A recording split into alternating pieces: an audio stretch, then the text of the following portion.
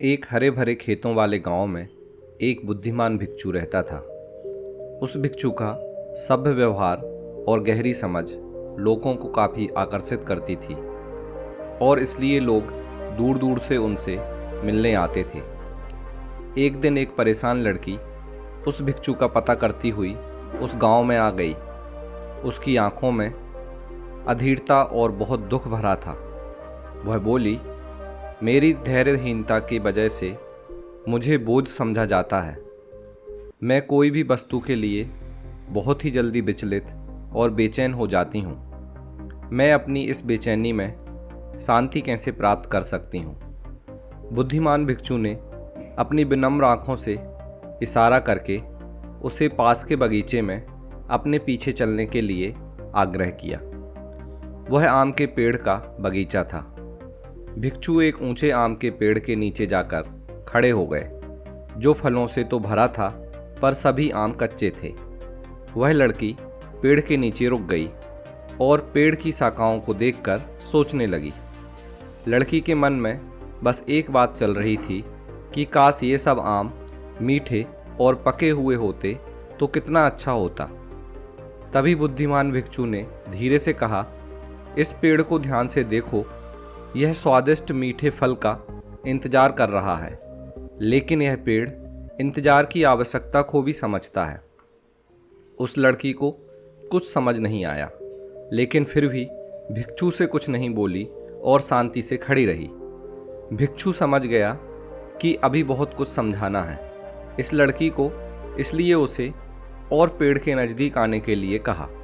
जैसे ही वो लड़की और आगे आई तो भिक्षु ने एक आधा पका और आधा कच्चा आम उस लड़की को नीचे से उठाकर दे दिया और कहा, इसे चखकर बताओ। लड़की ने जैसे ही आम को चखा तो उसका मुंह बन गया, क्योंकि वह आम खट्टा और थोड़ा कड़वा था। भिक्षु ने अपनी बात को आगे बढ़ाते हुए कहा, देखा तुमने, यह पेड़ अपने मीठे फल के लिए कितनी कड़ी संतुष्टि के साथ इंतजार करता है कि आम पक जाए, क्योंकि यह पेड़ जानता है कि सच्ची मिठास समय के साथ आती है।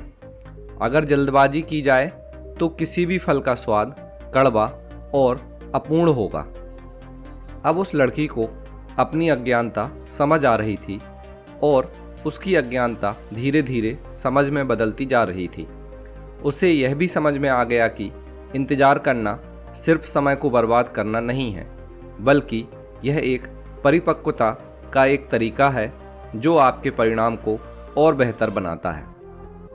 जब वह लड़की आम के बगीचे से निकली तो उसके मन को एक नई शांति मिली।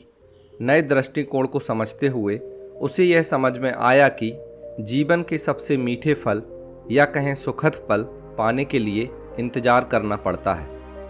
उस लड़की ने निर्णय लिया कि वह अपने अंदर शांति और धैर्य को विकसित करेगी।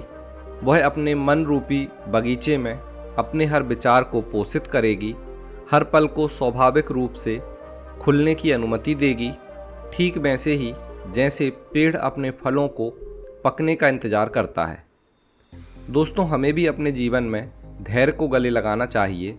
धैर्य बस समय के बीतने का इंतजार करना ही नहीं है, बल्कि यह एक निरंतर बदलने वाली प्रक्रिया है जो हमारे रोज के अनुभवों में गहराई और मिठास जोड़ती है।